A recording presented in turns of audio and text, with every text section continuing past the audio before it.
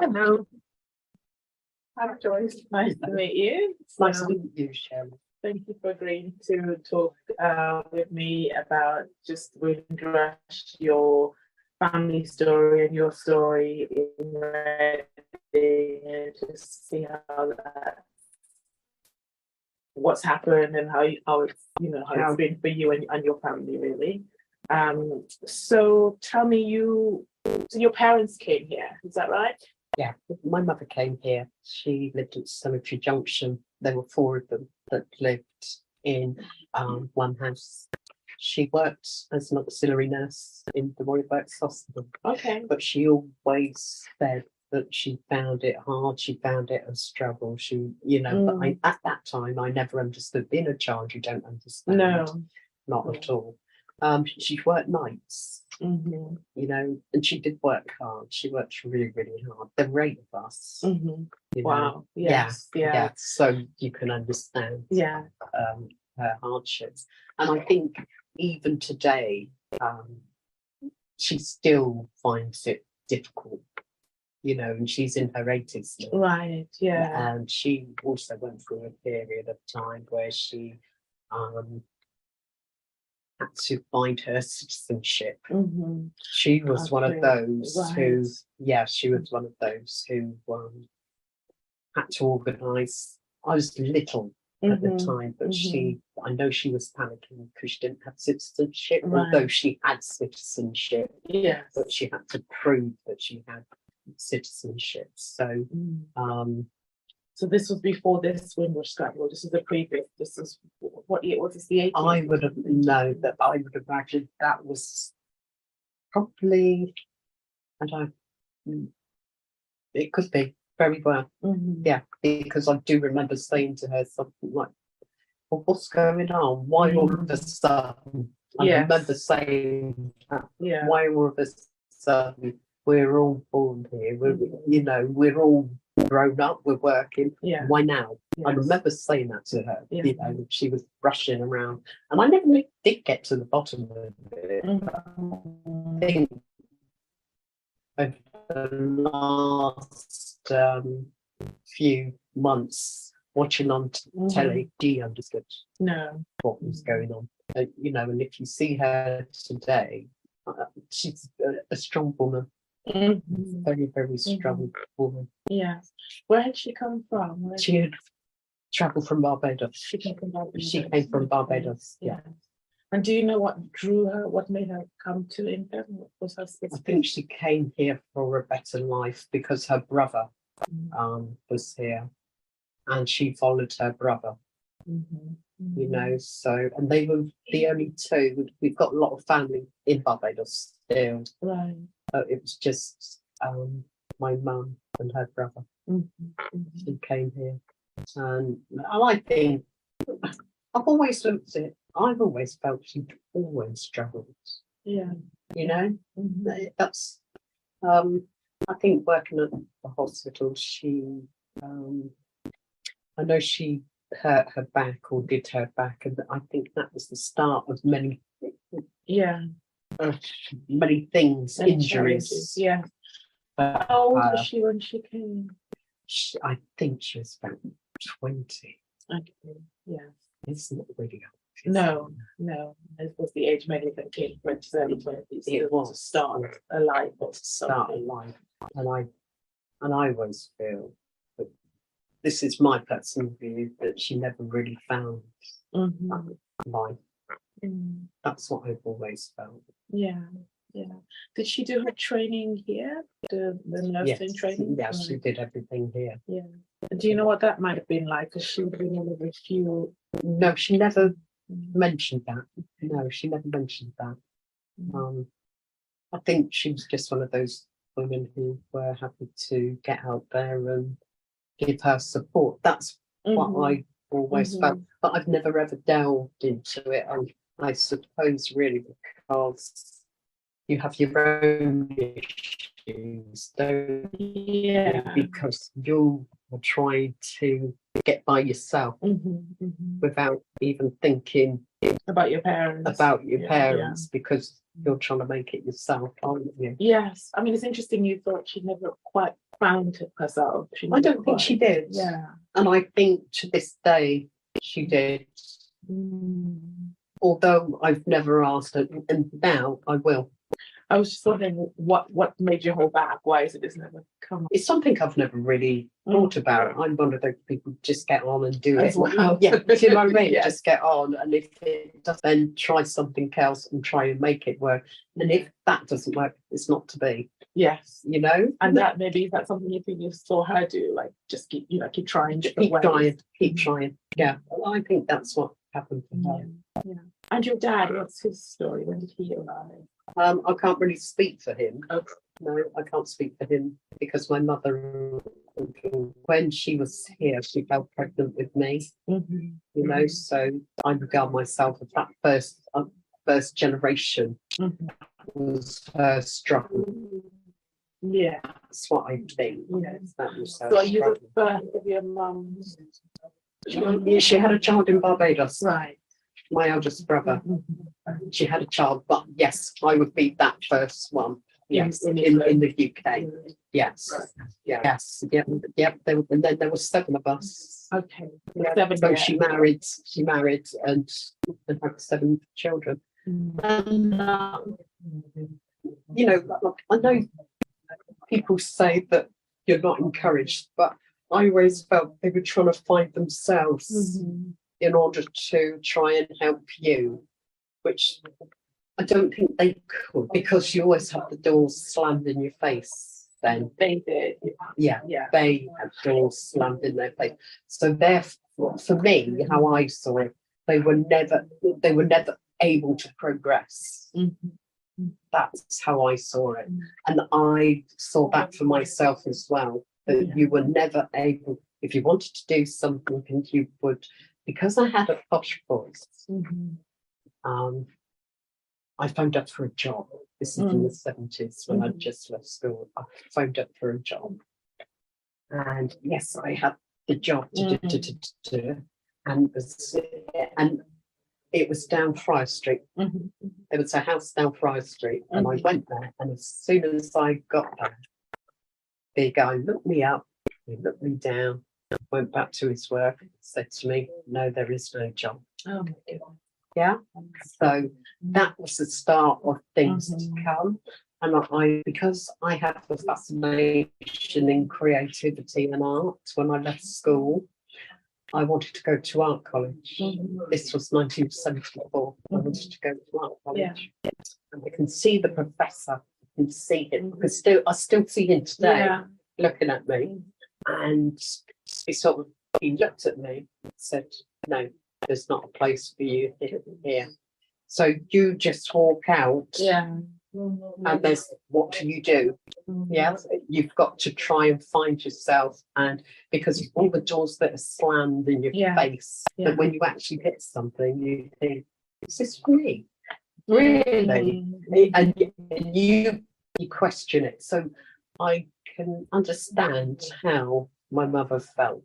You know, and she was trying to work out her life with all these kids. And having all these challenges. Yeah.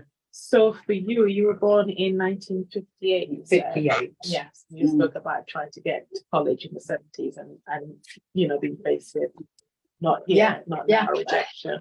Right up to the present day. And I'm now, what am I now?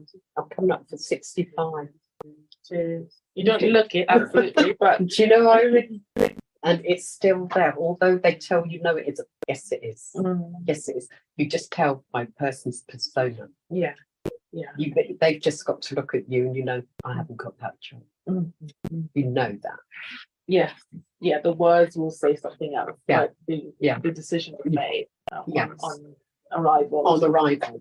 So, I think that would do strong. So that's hard going in, obviously I'm Black and I've had my own issues, but for you facing it again and again and being told no, or you don't fit or what have you, how have you been able to cope with that? For me personally, I would do my own research. That's what I would do. I would do, that was an introduction into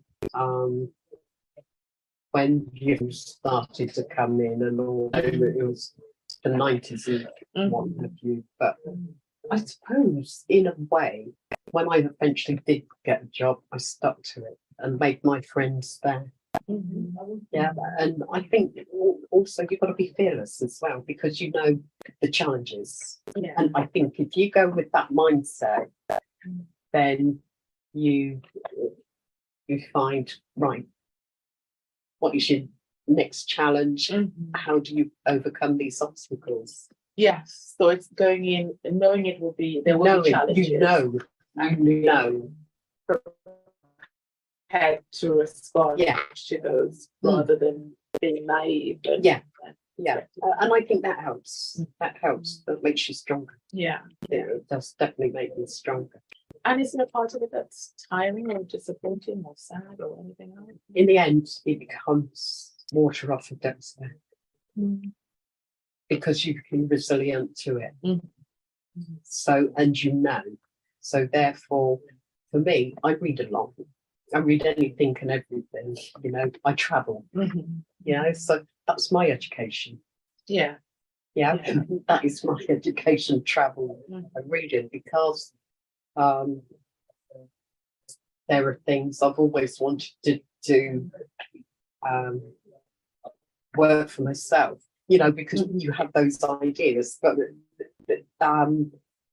it's hard to find what you want to do. It's difficult without anybody. If you said something to someone, they want those ideas. Right. Yeah. It's your experience. Right. They take the,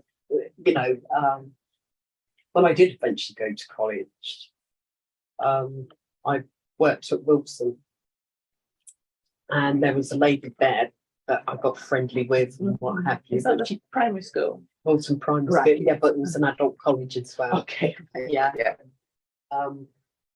And she befriended me because I would tell her, "Oh, why don't you do this? Why don't you, suggest?" I would always suggest. And she was new in her role, and she, I'll take you with me, this, that, and the other. But no, she just used them to get that promotion or something. To move forward. Right. So your ideas. So my ideas, whatever I said, were taken, and that's basically in everything that I did. And in the end, you just don't tell anybody. I can see that you would be a bit apprehensive after that. But then, do you still have those ideas? Do you keep them somewhere? Do you? I wanted to start laundry. Lingering. Lingerie. Okay, Sorry. Yeah. I wanted to start up that, and I went 2015, and I went to and got everything in place. But with social media, I found it very, very difficult to get it out there. I know I can talk. I can really, really talk, but to move forward with it. And I used to go to all these network agencies, and yes, it was a great idea. It was a brilliant idea, but when you start running out of money and things like that, nobody wants to know that, no one wants to help you. So that was another thing, and that was 2015. I'm now coming up for retirement, so I've got these ideas. Well, what do I do now? So I'm not a quitter. Definitely not a quitter. I am not a quitter. No, and I know through Berkshire Black Business, I could give you afterwards some connections that may help you with talking about the business side of things. We could do that after this. But so, what jobs have you had along the way then from school? So the art didn't quite work out. No, that was something I've always wanted to do. That was me from school. That would have been you if you could have been. That would have been. I would have been your Mary Con. Seriously, Yeah. I could be your Mary Con. I can take something and I can do whatever I want with it. I remember my sister-in-law, I made something for her to go into a show, and a fashion show. And the person who was doing it, obviously I never met them, had said to my sister-in-law that I needed to go pro. Right. You know, so probably I have got it there. But and I just look at it, I want to be different. You know, there are too many. You've got your Stella McCartney's, do you know what I mean? And I want to be something totally different. Yeah. But which I haven't got there. But one day I will. Well, yes, and it sounds like the lingerie might be in that line of things. That is, you know, it's apparel, it's clothing, it's design. Yeah, so it sounds like that. What did you do? What else? What have you been able to do to work-wise? What have I played a big part in construction, but I ended up in oil and gas for some reason. I took myself back off to college. You know, after that time, just learnt to type. You know, just learnt to do the office type thing. Have an idea, you know, and I went in. I worked at Wheeler, and I started right at the bottom. Yeah, and I worked my way to a level to senior secretary. Yeah, you know, that was oil and gas, and then I took redundancy, and from there I went into construction. Like, you know, that building. See, this is the good part about it. You know, the building on the corner of where is it? Where Tesco's is. Yeah. That big. Yeah. I helped with that. Right. I did all the secretarial work for that. So AWE. Yeah, I've worked in quite a few places all over the for big companies. So it did pay off for me in the end. I had a phone. So I think I retire next year, and I think I want to do something for me. Yes, it sounds like your design time might be the next chapter. Hopefully. So that sounds very good. What about sort of housing in Reading? Housing, you know, like when your mum came, do you know where she stayed? Or she stayed down Orts Road with 4 people. Right. That's where she stayed, and I think after that she then went to Hackley Road because I think she got married. And from Hackley Road she went to Crescent Road. Yeah. And she's been at Crescent Road ever since. Yeah. So my brother's, you know, she lives with one brother, but we go round there. One brother will go around there every day. A couple of brothers will go around there every day, you know. Yeah. So she's well looked after now. Well looked after. She's just got to pick up the phone if she does. And she's like, I'm bored. It's like, well, what do you want me to do? You know, she'd phone me. If she's not bored, she's lonely because no one's gone in to see her, you know. So she'd talk to me, and we talk rubbish, but just for someone to, and she's like, right, I've got to go now because I want to watch my soaps. She's heavily into soaps now, you know.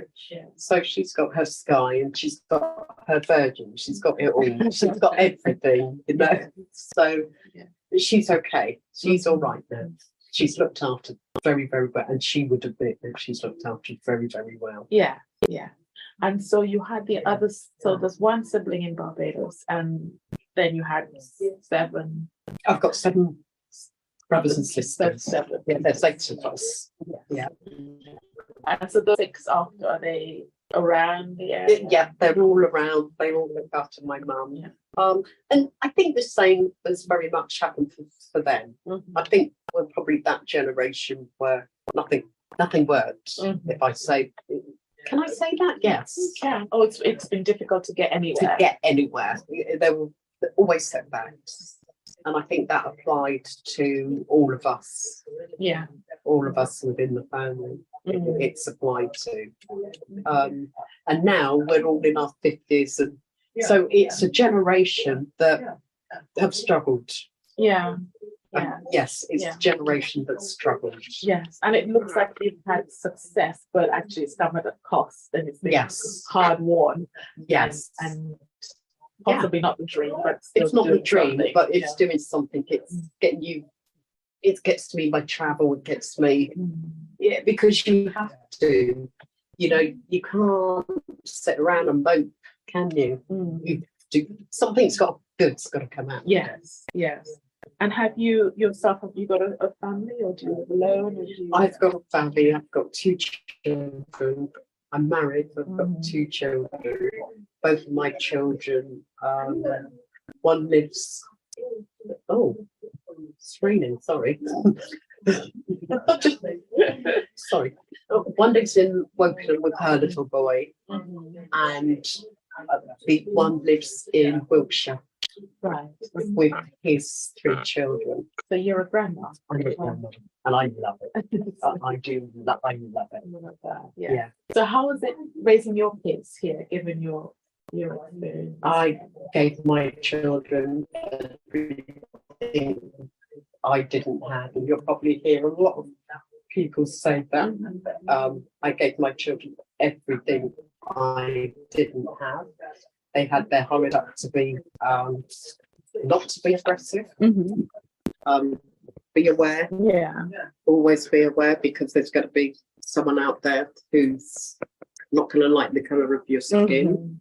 You know, I opened their minds for them, and I think they're successful. I think it's a generation of success. What I went through, make sure they didn't go through. Or if they do argue, they tell me.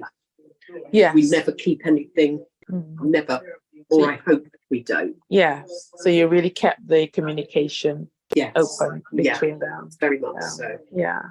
And so your mum is now, she's a grandmother and she's a great grandma. Yeah. She's had those generations. How has she kind of seen that this is the life she came as a 20-year-old, and now she's got these generations underneath her, and she loves it. She loves it. She doesn't see a lot of my grandchildren for the simple reason where they're living and they're at school and their lifestyle. Yeah. And I can say that for both my daughter and my son.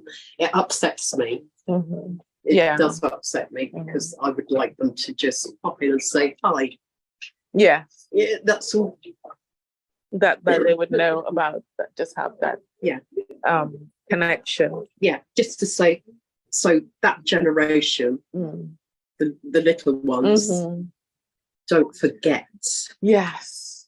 Yeah. But it's, what is life today? It's so busy. It's so fast and so different. I mean, it is true that they're now doing Windrush in schools, and it just shows how they need to, because your grandkids won't have heard or known any of those stories that your mom would have had. It's because you don't get those generations in the same space. No, and I am upset with both of my, and I did mention it to my daughter last weekend. I said, look, that's one thing I am upset. You don't take little one to see his great grandmother.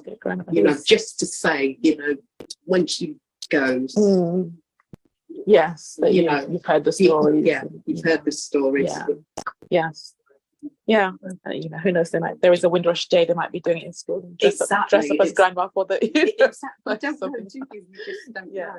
Yeah. No, that's So it's and what about worship? I know some Caribbean people came and they had a faith. She's not so much now. Right.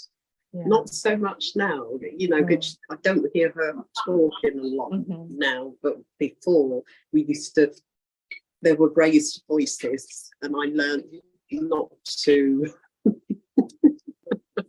just let her get on with it. Okay. Yeah. What is this? Sorry, I don't. With her worship. Okay, raised voices as in. Well, we have difference of opinion. Okay. Yeah, but we would have difference of opinion that, that she would believe in whatever. And I would think. Okay, Really. so she had a faith, you didn't, and you are. I do. You do, okay. She took it to the extreme for all of us, you know, and it was just like, come on, wind down just a bit. So she practiced it in a way that was different from how you would practice it. Yes, definitely. Yes. And is this Christian or something else? Or? No, it's a Christian. It is Christian. Yeah, it's for her Christian, and for both of them. Yeah. For you as well. Yeah. Okay. And did she find a place in church when she came, or any church, or? She used to go with her friends. I don't remember. I can't remember the church, but I know her friends used to come, and she'd go off and do whatever. And if they were going out or an excursion, she would go and all that. Right. So, but it's not so much now. But I think a lot of it is all to do with age. Yes, and mobility. Yeah, and yes. Kinds of things. And I think that's what's happened. Yeah. And a lot of them have gone, haven't they, or moved out of the area. So yeah. How old is your mum now? Did you say 80? She is 85. 85. Yeah. Yeah. So would she watch church online or something? She used to watch it on TV. On TV. Yeah, yes. she watched it on TV. Yeah. You could go there in the morning. Yeah, and she'd have the God channel on. Okay. Yeah. Yes. She could leave at 2:00 and she'd still have the God channel so on. She could have it on all day. All day if she wanted to. Yeah. Her background sound. Yeah. It's a typical Caribbean background. Yes. Yeah. Yeah. And what about you? Where is Christianity or faith in your life today? It's there. Okay. It's there, but it's not to the extreme. Is it a private rather than a? It's a private. For me, it's a private rather than. Yeah. I gave my kids options. You know, I've always felt that if you wanted to choose your religion, choose your religion. Right. Yeah. So I never had mine christened or anything, and I just always said to them, if you want it to, it's up to you. But my daughter has. Right. She has. Yeah. Yeah, she's gone for her christening, but my son hasn't. My son doesn't have that faith. Right. Okay. So, but my daughter has. Yeah. And I just left it to them. I just felt, I think where it was preached to us, because we had to go to the Sunday school now, where it was preached to us, I didn't want to preach it to you. Find yourself. Right. Yeah. So you felt for yourself you had too much of it. It was too much for me. It was too much for me. I can take little bits, but I can't take a great deal. Yeah. Because I question it. And I question it in a way, well, where does it actually come from? Okay, in a way that made your mum upset by the sound, or made it argumentative. Very. So I just learned to, no matter how, you just button it. Okay, yeah. And what about your husband? Where does he fit with the? He's the same as me. Okay. Take it or leave it. Yeah. Or if you have it, it's private matter. It's a private matter because at the moment, my daughter, she just said, she texted me the other day telling me about the Quran. So I've got to get on and start reading that, you know. So I don't know what's going on there with her. No. It's something that's new. Yeah. Because I think for her, where she was with the Salvation Army and she read and read something in the Bible, then you read something in the Quran from what she was saying to me. That was totally different. It was more simplified. That's it. It was more simplified than the Bible. Right. For her. Okay. So she's searching. She's going through a period of curiosity and trying to find. She's searching. Yeah. Okay. And maybe just the last bit is about kind of leisure or socializing. Or I know back then some of the people couldn't, because you couldn't go to pubs and places. They had parties at home and that kind of thing. Was that your experience for your parents, or was it different? Yes. And another thing, going back to then, we used to have somebody who come round selling clothes. Yeah. Okay. Yeah. Yes, they did, because they had their old gramophone. They used to play their music and all this, that, and the other. You know, oh, what's going on here then? Yeah. But it wasn't to a great deal. I think a lot of them, looking back at it now, I think for me, a lot of them, you know, it didn't happen as much as when they came over. Yeah. That's what I think. Yeah. So because then you're working, you've got your kids. So it's like we do today, very much like we do today, I think. So yeah, but it was it good times? I think it was good and bad. And I think we, as a generation, I always said we've set path for all generations. That's how I look at it. I don't know if you look at it in that same very way, but that's how I look at it. We went through crap for the generations to progress. Oh, so yeah. And I guess your mum would say she had it the worst, I suppose, and then you had it less so. Yeah. And it's less as it goes along. Yeah. What, when you say good times and bad times, what the good times that you remember? Well, when I was at home, finding myself, you had we had our dance clubs there because we had we could go to, there was a pub in town that we used to go to. You know, I'd met up with a good friend who became friends, so you hang around and that started my love of travel. Right. Yes. You know, I think that started my love of travel. It was great. Yeah, it was great.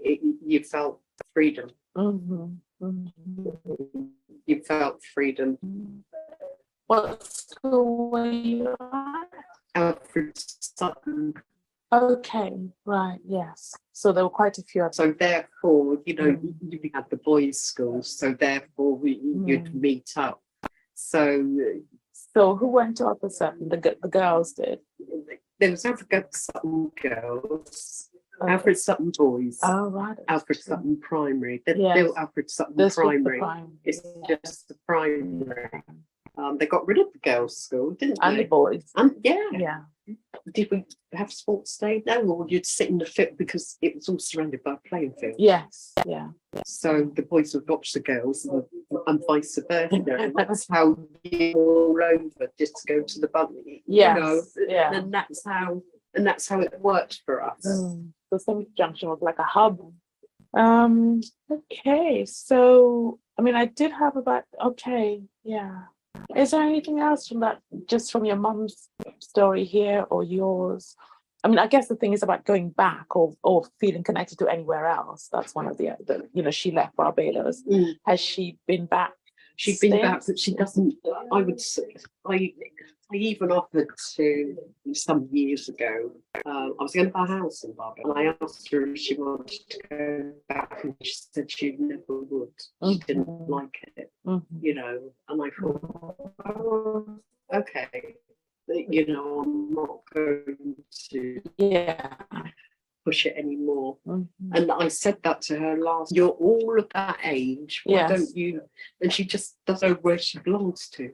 Yes, I like Barbados because I was there at Christmas and what have you. Yes, I'd like it. And I saw my aunts and uncles, and I looked at them, and it upset me because when I was 16 and I was out there, I had the time of my life. Yeah. And now you look at them and you think, God, it's not going to be long. Yeah, it's not going to be long, and I think that really, really upset me. Okay, so the visits are not quite the same because people are getting older. Yeah. So you know, you haven't got those memories of my uncle coming to pick me up in an ambulance after a dance. You are going home. No, I'm not. Yes, you ain't. And now he was never like that. Yeah. So you've seen that whole. I see the change. The changes over time. I've seen the change. Yeah. And your kids, have they been to Barbados as well? They've been the little one.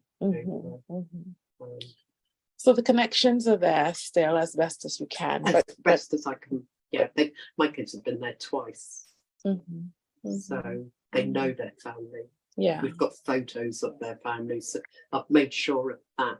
It's down to them if they want to keep in touch. Yes, you've passed it on, and they can do that. Yeah. But Reading is home for you and your mom, and That's it. Yeah, Reading is home. Although I'm ready to move on to my next chapter, if that means move away. Yes, Yeah. wherever the fashion world takes you. Wherever something takes me. You know? But, hey. Yeah. Yeah. No, that's great. Okay. Well, I think does that feel like everything? Yeah. Great. Thank you so much. Oh, you're more than welcome. Thanks.